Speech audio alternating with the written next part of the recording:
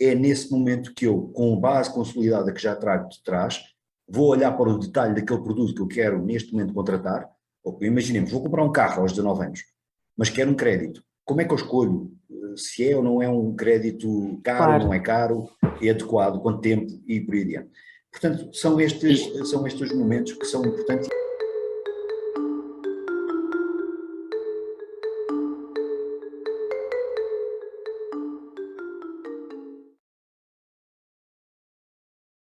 Olá a todos e bem-vindos ao DECPOD. Hoje temos connosco Vinay Prangivan, que é um especialista em defesa do consumidor na área dos serviços financeiros. É também guarda-redes de futsal, o que é uma paixão, pelo que podemos dizer que a defesa, seja de balizas ou princípios, é sem dúvida a sua vocação. Está connosco para nos falar sobre as oportunidades de investimento para todos nós, consumidores. Este é um tema muito importante, principalmente no momento particular em que vivemos. E a verdade é que, apesar da crise a que assistimos, cada vez mais há um interesse numa poupança. Poupança é essa que pode traduzir-se no recurso ao mercado de investimento por sua livre conta e risco. Olá, Vinay, bom dia. Bem-vindo ao DECPOD. Olá, Mariana. Olá, Vinay. Bem-vindo. E, olha, vou começar por a pergunta que eu acho que toda a gente quer ouvir a tua resposta, que é o que é que deve saber, o que é que deve estar atento o consumidor quando motivado para investir nos mercados financeiros por sua conta e risco? Olha, como dizia a Mariana, e muito bem, a motivação pelo investimento, pelo interesse no investimento, pode ser o resultado, e nos tempos mais recentes aconteceu exatamente isso, por um aumento exógeno da poupança ou da capacidade de poupança. Muitas pessoas conseguiram reter os seus trabalhos, as suas fontes de rendimento, e por via da alteração dos padrões de consumo, verificaram que houve ali um aumento de liquidez.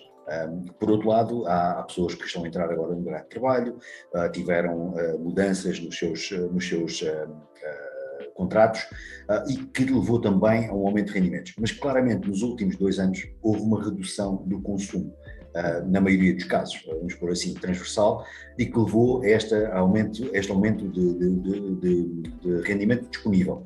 Nem tudo foi mal, portanto, não é? Nem tudo foi mal. Naturalmente estamos a falar de alguns casos, não podemos nunca esquecer que houve muita gente impactada pelo lado negativo e não estamos aqui a negligenciar esse facto. Mas estamos aqui a falar das pessoas que de facto têm, como a pergunta diz, alguma curiosidade, alguma vontade e alguma motivação para entrar no mercado de investimentos. Aquilo que importa saber e aquilo que é mais importante fazer à cabeça é começar a distinguir os objetivos. Distinguir objetivos e horizontes temporais. Aqui estamos a falar daquilo que se chama finanças pessoais ou personal finance. Temos de saber gerir o que é que queremos e para quando é que queremos. Objetivos de curto prazo, por exemplo. A criação de um fundo de emergência é fundamental. É muito bom ter, por exemplo, uma almofada que vá pelo menos até, e quando possível, engordando-a, até 3 vezes o que é o rendimento mensal. Isto é um indicador mais ou menos recomendável. Uma margem de segurança. Uma margem de segurança para qualquer eventualidade. Portanto, deixar ali um fundo de emergência de curto prazo. Depois olhar para os objetivos de médio e longo prazo. Por exemplo, poupar para conseguir dar uma entrada para comprar uma casa.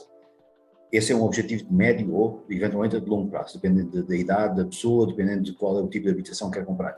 Depois, para a educação, sua própria ou dos filhos, eventualmente, poderá ser um objetivo de longo prazo, e a reforma, que é um dos grandes objetivos das pessoas, porque sabemos nós, e infelizmente o cenário indica-nos que daqui a 20 anos poderemos não ter dinheiro na segurança social para que nos permita ter uma reforma.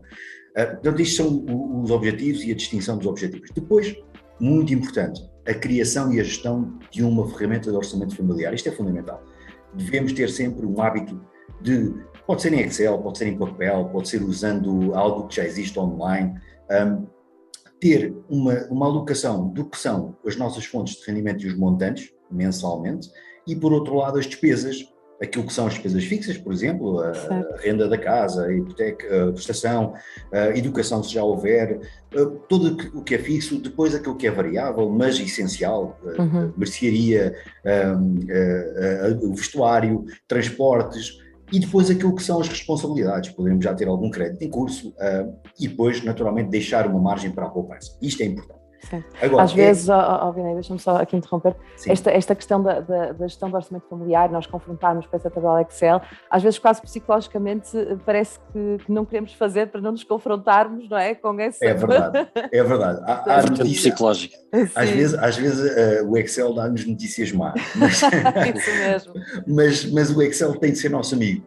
E ao dúvida. ser nosso amigo, a folha de Excel ou outra ferramenta qualquer, vai nos permitir não só sermos mais disciplinados, termos uma consciência, e a Mariana tem razão, a consciência às vezes daquilo que nós podemos fazer deixa-nos um pouco mais, eu diria, entre o triste e o frustrado, mas ao mesmo tempo vai nos permitir ser rigorosos. E ao ser rigorosos podemos ter então a poupança. E a poupança é aquilo que vai servir depois para decidir o que e quanto é que se vai investir e em que moldes. E agora entramos na parte do investimento. O que é que importa saber? Primeiro ponto, existe tradicionalmente uma relação inversa entre o risco e o possível retorno de um investimento. Olhamos para o caso do clássico, depósitos a prazo ou depósitos à ordem. As remunerações são quase zero. Porquê? Porque, não só porque os bancos gostam de reter alguma relação entre aquilo que é o seu custo de financiamento e aquilo que eles oferecem pelos depósitos, mas mais importante que isso, habitualmente ou tradicionalmente, um depósito a prazo está seguro, porque alguns bancos podem entrar em falência, é verdade, mas mesmo que entrem em falência, por trás disso existe um fundo de garantia de depósitos, que até 100 mil euros por titular garante, em caso de falência de um banco, garante esse valor. Portanto, tem depósitos, não é? Mas tem que ser preciso ter isso em atenção, pois. É verdade. O termo tem que ser, por isso é que eu digo, depósito à ordem ou depósitos a prazo. O termo depósito é fundamental neste caso. Uhum. Mas ainda assim, estamos a falar de algo que é relativamente ou bastante seguro. Por ser bastante seguro, a possibilidade de retorno ou de remuneração é praticamente zero. Pois. E depois entramos aquilo numa espécie de escadinha, vamos pôr assim. Quanto maior o risco, ou quanto mais elevado o risco vai sendo, mais a possibilidade de retorno. Atenção que eu estou a falar sempre em possibilidade de retorno. Há um jargão muito conhecido na área de investimentos que é: rentabilidades passadas não são garantia da rentabilidade futura. E isto é fundamental. E esta frase tem que estar na nossa cabeça, porque, por exemplo, olhando para fundos de investimento, aquilo que aconteceu no passado é uma informação que está disponível, mas foi um reflexo do contexto, do mercado, daquele ativo naquele momento passado. Não quer dizer que o futuro, porque lá está, ninguém sabe prever o que vai ser o contexto daqui a 1 ano, daqui a 2 anos, daqui a 5 anos. Ainda Ou assim, seja, é um indicador, não é uma certeza, não é? É um não, indicador. e aquele produto pode Não é ter uma variáveis, não é? Pode ter variáveis de acordo com o contexto em que ele se insere, até pode ser o mesmo, não é? Mas Precisamente. se tiver um contexto diferente, económico, até social, não é? Quer dizer, em que se insere, isso pode ter reflexo direto. E vamos olhar para o que aconteceu há 2 anos. Ninguém antevia uma pandemia. Sim. E o impacto que isso teve em vários setores. Por exemplo, um impacto muito negativo no setor das viagens e do turismo. Mas o impacto em termos de remuneração de ações, por exemplo, vamos por assim, o setor farmacêutico foi extraordinário. Certo. Portanto, aqui os impactos são imprevisíveis. Portanto, essa relação inversa é fundamental ter. Depois, é importante também referir, ter o dinheiro, eu falei nos depósitos, queria também dar o exemplo de porque é que os depósitos são importantes, interessantes, mas também têm o lado negativo. Ter dinheiro parado em depósitos, ter muito dinheiro parado nos depósitos, significa perder dinheiro, por via da inflação, do efeito de inflação, porque se o depósito remunera uma taxa praticamente zero, e a inflação hoje está na casa dos 2%, no final do ano, o valor real daquele montante que está no depósito a prazo é menor do que estava no início do ano. Portanto, é importante ter dinheiro disponível, a liquidez é importante, mas não é necessário que todo o dinheiro esteja parado no depósito a prazo ou no depósito à ordem. E é importante depois olhar para os outros instrumentos que existem. Desde os mais relativamente seguros, como por exemplo obrigações, sejam do Estado, sejam de empresas, depois certificados do Tesouro, do Forro, por parte do Estado português, e depois olhando em produtos um pouco mais arriscados, vamos aí depois estratificando, podem ser fundos de investimento, ETFs, que é uma espécie de fundo, que é uma gestão muito passiva, mas que ainda assim estão a ter uma grande aceitação por parte do público europeu e português também, e que estão cada vez mais a ser dinamizados, e depois entrando, claro, investimentos mais diretos em ações e até alguns outros produtos mais complexos. Importante, não se deve investir se não se conhece o produto. Este é um conselho muito importante. Se eu não sei como Se eu não conheço... E aí dás-me aqui a ponte para outra questão que eu te queria colocar, que é não só essa falta de conhecimento, e também já abordaste há pouco, aquilo que foram os dados de determinado produto anteriormente. E aquilo que nós vemos, por exemplo, nas redes sociais, através dos influencers e outras ferramentas digitais, é que tudo parece muito simples e facilmente se atinge aqueles objetivos que ali são anunciados. Isso será mesmo assim? Não é. Vários casos foram denunciados nos últimos, até particularmente 15 meses, de mentiras, e a palavra aqui mentira mesmo, porque há vários cenários. Por exemplo, há influencers que o fazem ou fizeram porque eram pagos por plataformas de negociação, por exemplo. Ou seja, era meramente publicidade e não especialista. Era publicidade. Não, porque eles não são especialistas. E depois, e este é o conselho, mais um conselho que eu gosto de deixar. Quando se pensa em investir, se for por um intermediário, através do intermediário, seja ele uma plataforma, seja ele um serviço de aconselhamento, é importante ver se ele está ou não autorizado para exercer essa função. E isso é feito através, no caso do mercado de investimentos, através da consulta à Comissão de Mercados de Valores Mobiliários, a CMVM, que tem uma página dedicada precisamente às entidades autorizadas a exercer essas atividades. Nos últimos 15 meses, volto atrás, nos últimos 15 meses, a CMVM emitiu um sem número de alertas para entidades não autorizadas a exercer estas funções. O que mostra que houve uma alteração durante a pandemia desta influência, desta mensagem, eu não quero dizer falsa, mas não autorizada. Pronto, certo. Vamos pôr assim. Quanto àquilo que o André falou, e muito bem, alguns gráficos mostravam valorizações de 4.000%, 350%, hoje o fulano que fala na mensagem, a pessoa que está a transmitir a mensagem anda num Porsche, está num hotel no Dubai, tem Rolex. Esta mensagem de sucesso e ganhos irreais provoca aquilo que em inglês se usa, uma sigla que é Fear of Missing Out, FOMO, o medo de estar de fora ou perder um comboio. Ficar para trás. Ficar para trás. Isto é jogar com a irracionalidade, com as emoções dos potenciais investidores. Mais um conselho só que eu gostava de deixar: diversificar a carteira é fundamental. Além de eu conhecer os produtos, além de perceber como é que eles funcionam, não posso meter os ovos todos no mesmo saco. Porque se acontecer um evento de mercado, e olhamos para aquilo que falámos da pandemia, se eu tivesse investido tudo no setor de turismo e de viagens, eu hoje teria tido um tombo enorme, teria tido umas perdas enormes, porque estava tudo no mesmo setor. Portanto, é importante diversificar, não só de setores, mas também no tipo de investimentos. E pegando nesse último aspecto, deixa-me puxar um bocadinho a brasa aqui à DECO, que, como sabes, tem uma vertente formativa e informativa muito ativa. E, portanto, para além dos conselhos que tu aqui já deixaste, julgo que posso entender, mas queria saber a tua opinião, que para atingir os resultados que referiste, é fundamental aumentar o nível de literacia financeira dos consumidores. Claramente. O que é que achas que falta fazer neste domínio? É importante dizer o que é que já há, e isto é muito importante dizer. Já há projetos em curso de literacia financeira, não só em Portugal, mas vamos olhar para o mercado português.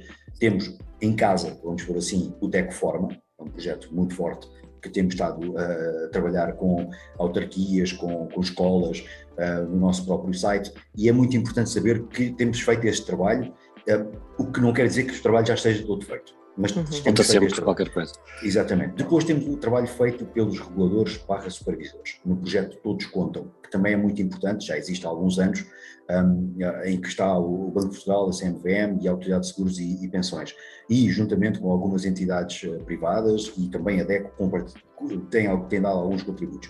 E depois há outros projetos. A CMVM vai lançar um projeto nos próximos tempos autónomo seu próprio sobre literacia financeira, porque determinou e identificou que havia necessidade de aumentar os conhecimentos na área dos investimentos. Portanto, nós o que estamos a falar hoje é extremamente atempado, porque estamos a acompanhar uma tendência de mercado. E por último, naturalmente, as entidades privadas, quer sejam elas da área financeira ou outras entidades, já têm também alguns projetos. O que é que falta? E essa pergunta do André é muito boa. É importante distinguir, por exemplo, como é ou em que momento é que é dada a informação. Na minha opinião, e a opinião de muitos autores, A introdução de educação financeira deve ser numa disciplina autónoma no currículo escolar. Isto é fundamental. Não podemos estar a incluir dentro de uma cadeira alguns conceitos alguma vez por semana. Devia ser uma disciplina autónoma. Alguns países já têm exemplos de alguns anos para cá com bons indicadores de sucesso. Depois, aquilo que eu falava dos diferentes momentos. Considera-se, e há muita gente que considera isto, eu também tenho esta visão, em diferentes momentos há diferentes conceitos que devem ser transmitidos para que, no momento de decisão, seja dado o detalhe. Ou seja, conceitos básicos, sejam eles de taxas de juros compostos, formulação de impacto de comissões, o que é uma taxa, o que é uma inflação, que produtos é que há, genericamente, serão dados ao longo da vida. Vamos começar, por exemplo, imaginamos aos 14 anos começa, aos 13 anos começa, e vai até aos 18 anos, todos estes conceitos consolidados. A partir dos 18 anos é quando começa a tomar-se decisões. E essas decisões de determinados produtos começam a entrar nesse tempo. É nessa altura que mais detalhes sobre o que é que são ações, o que é que são fundos de investimento, como é que funciona o mercado dos ETFs, e depois olhando para outros produtos financeiros como é que funciona o crédito de habitação, o crédito pessoal, o risco do cartão de crédito, como é que tudo isso deve ser dado no momento em que vai-se tomar uma decisão, para que, na minha opinião e na opinião de vários autores, é nesse momento que eu, com a base consolidada que já trago de trás, vou olhar para o detalhe daquele produto que eu quero neste momento contratar.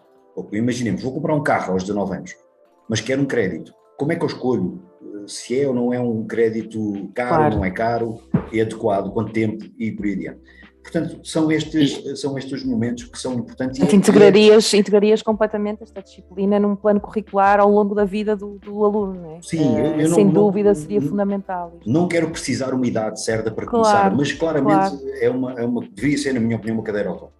E Vina, enquanto não é atingível esse objetivo no seu todo, também é importante saber que há locais e entidades onde podem recorrer antes de contratar, não é? Jogar na prevenção, digamos assim. Sim, há fontes de informação que são essenciais.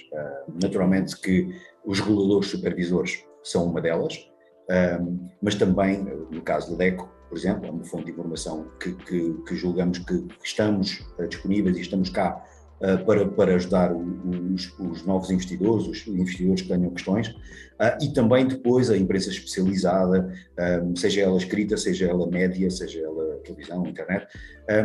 No entanto, não deve falhar quando se vai recorrer à informação, por exemplo, em canais digitais, não esquecer de verificar se é uma fonte fidedigna ou não. Isso faz através de alguma pesquisa, de quais os autores, quem é que está por trás do site e por aí adiante. Ou seja, a oportunidade está aí, mas temos que saber utilizá-la a oportunidade está aí, mas o risco está sempre ao lado da oportunidade. Claro que sim. Mariana, e por falar em desafios? Por falar em desafios, Vina, temos aqui um desafio para ti, ou seja, achamos que fazia sentido incluir aqui uma dinâmica em que te pudesse pôr à prova, na verdade, ou seja, nós vamos lançar aqui algumas palavras e aquilo que tu tens que fazer é dizer aquilo que te vem à cabeça logo numa primeira instância, portanto é ter a resposta na ponta da língua, pode ser? Ok, vamos ver. Vamos a isso.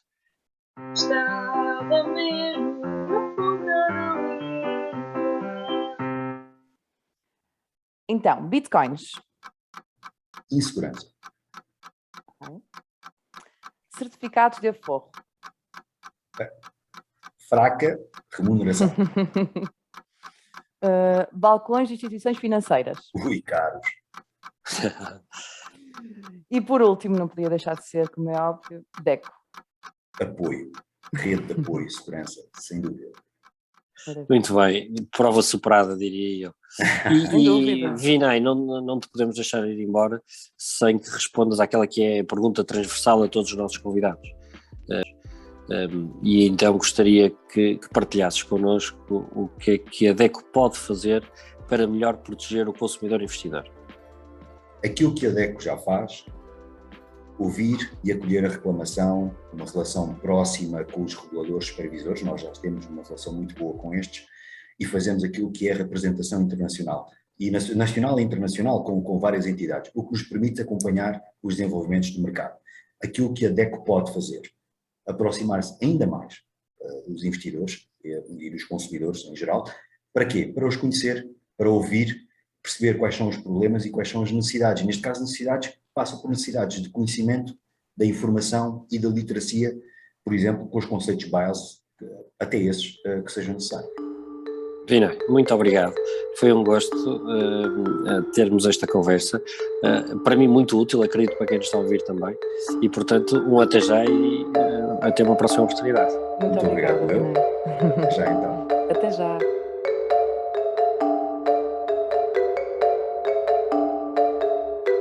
Agradecemos por estarem desse lado. Continuem connosco e ouçam todos os episódios. Acompanhem-nos, comentem e partilhem. A DECO sempre consigo.